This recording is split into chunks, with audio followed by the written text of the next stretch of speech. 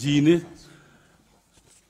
пикир келиспештен келип чыккан талаш тартыш ар кандай соц тармактарга таркалып, ал жерде ар кандай элдерде пикирлер жаратты. Тактап айтсам, Бакасов Улан кагаздан карап окуп, Адахан Кимсанбаевди урушту деп.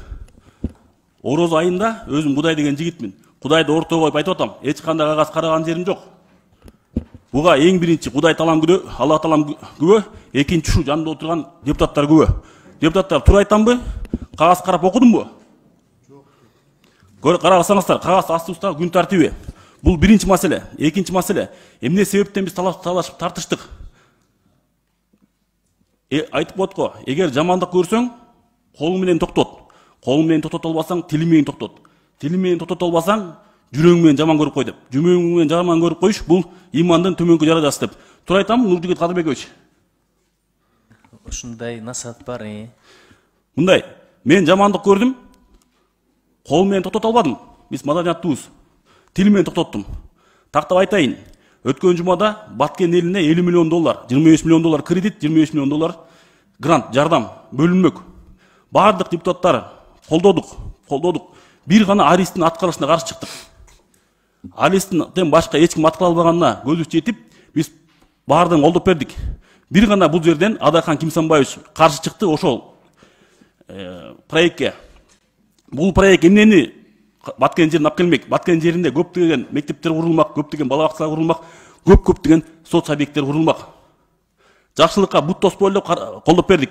Адахан Кимсанбаевич өзү каршы болгон аз келгенсип, бизди да үгүттөп, бизге ар кандай сөздөр айткандан биз ушундай каршы пикирге болду, талаш тартыштык.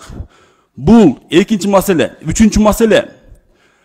Коомго биз жакшылык кылыш керек, пайдабызды тийишибиз керек.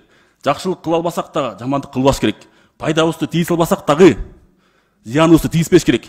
Ушул жерде шайланып келген 90 депутаттын 89 депутаты бардыгыбыз аз да болсо өзүбүздүн мекенибизге, Кыргызстаныбызга шайлаган шайлоочуларыбызга, округтарыбызга кызмат кылалы деп чуркап жүрөбүз. Бир гана Адахан Кимсанбаевден көрдүм андай кылбаганын. Эмнеге айтып берейин? Ушунга чейин мен Адахан Кимсанбаевди тааныш эмесмин. Жогорку кеңешке келгичекте, келгенде таандым. Мен ойлочумун Адахан Кимсанбаевди азыр бүтүрүп алайын сөзүмдү. Калыс адам, патриот адам деп бирөө андай көрүп алган жокмун. Калыстыгын көрүп алган жокмун. Эгер калыс болсоңуз Адахан Кимсанбаевич өткөндө сиздин тарапташтар кагаздан оку дегенде айтпайт белеңиз, окуган жок кагаздан деп. Айта алган жоксуз сиз. Калыстыгыңыз бияктан көргөн жокмун. Экинчи маселе, баарыбыздын колубуздан келет, бийликти сындаш, элди сындаш, депутаттар сындаш, бирок иш кылган башка.